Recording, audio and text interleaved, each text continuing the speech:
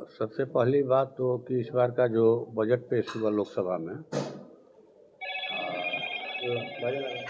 मोदी सरकार 3 का यह पहला बजट है 24-25-26 का। 50,65,345 करोड़ का बजट है ये।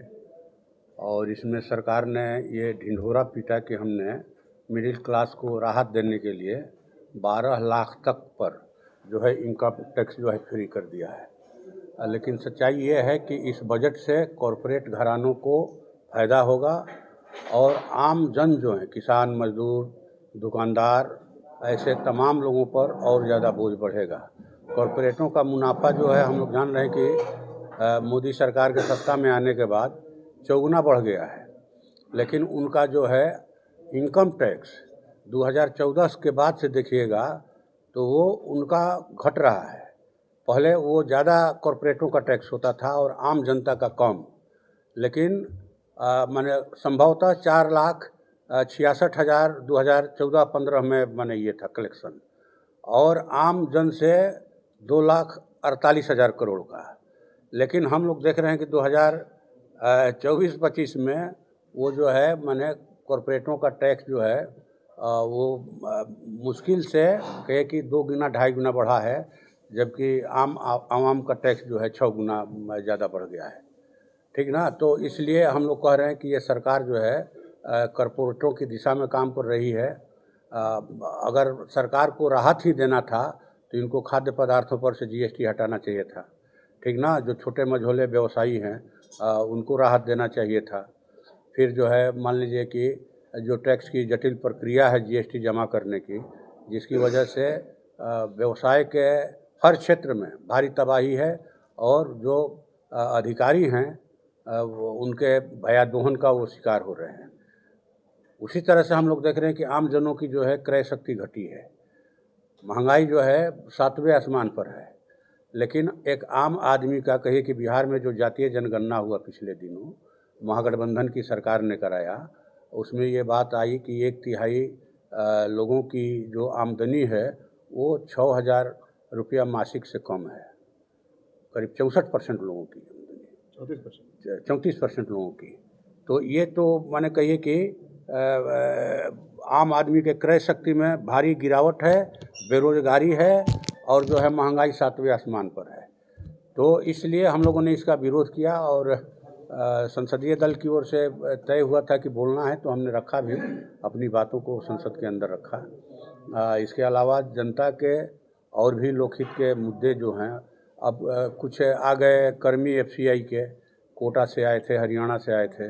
उन्होंने कहा कि भाई नो वर्क नो पे का सिस्टम हमारे यहाँ लागू किया गया है, कि जो है मुश्किल से हम लोग महीना में 5,000 से 10,000 रुपये कमा पाते हैं, कि इसको हटवाया जाए। तो हमने शून्यकाल में इसको उठाया, शून्यकाल आ गया।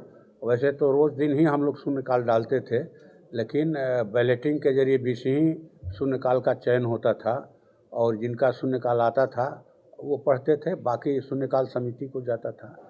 तो इस तरह से हम लोगों ने प्रयास किया कि जनता के हर हिस्से का सवाल हम लोगों ने उठाने का प्रयास किया, और यहाँ का जो विकास का और सब जो काम है बजट वाला में तो लिख कर ले गए थे, लेकिन माननीय सभापति महोदया ने कहा कि भाई अब ख़त्म कीजिए, तो हमने ख़त्म कर दिया। अब रेलवे का मामला था, आरा मुंडेश्वरी लाइन का मामला, आरा सासाराम बड़ी रेल लाइन के दोहरीकरण का, सोन नहरों के पक्कीकरण का सवाल, सोन नदी में इंद्रपुरी जलाशय निर्माण का सवाल, कई तरह के माने रेलवे का हॉस्पिटल का मामला। तो हमने हर तरह से चीज़ों को उठाने का प्रयास किया, यहाँ तक कि व्यवसायियों के लिए व्यवसायिक आयोग का गठन हो, व्यवसाय और व्यवसायियों के समग्र विकास के लिए। क्योंकि हम लोग देख रहे हैं कि कोरोना काल से, और उसके पहले भी जाइए तो मैंने जिस समय नोटबंदी आया देश में, उस समय से जो कम पूंजी वाले दुकानदार हैं, देश के खुदरा व्यापारी, उनकी हालत जो है, माली हालत ख़राब हो गई है। नोटबंदी के समय देखा हमने, कोरोना के समय में 3-3 बार लॉकडाउन लगा, उसमें जो भुखमरी की स्थिति पैदा हुई, खास करके फुटपाथी और छोटे मझोले दुकानदारों की, हम लोगों ने देखा कि लोगों ने अपनी बीवी का गहना बंधकी रख करके कर्जा लेकर के अपने परिवार को किसी तरह से ज़िंदा रखा। लेकिन मोदी जी की सरकार ने कहा कि भाई हमने तो 20 लाख करोड़ का लॉकडाउन पैकेज दिया, लेकिन ये पैकेज तो इन्हें नहीं मिला, कम पूंजी वालों को नहीं मिला। इसलिए हम लोगों ने कहा कि भाई आप आयोग का गठन कीजिए।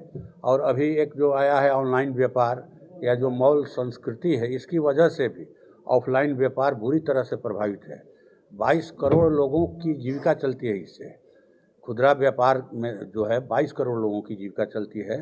लेकिन आज देखिए कि बढ़ती महंगाई के कारण, आम आदमी की घटती क्रय शक्ति के कारण, बेरोजगारी के कारण, कहिए कि पर्व त्यौहार और शादी ब्याह में ही किसी तरह से लोग टोटरम पूरा कर रहे हैं। वो तो शादी ब्याह है तो भाई कपड़ा खरीदेंगे, कुछ गहना बनवाएंगे, मिठाई ले जाएंगे।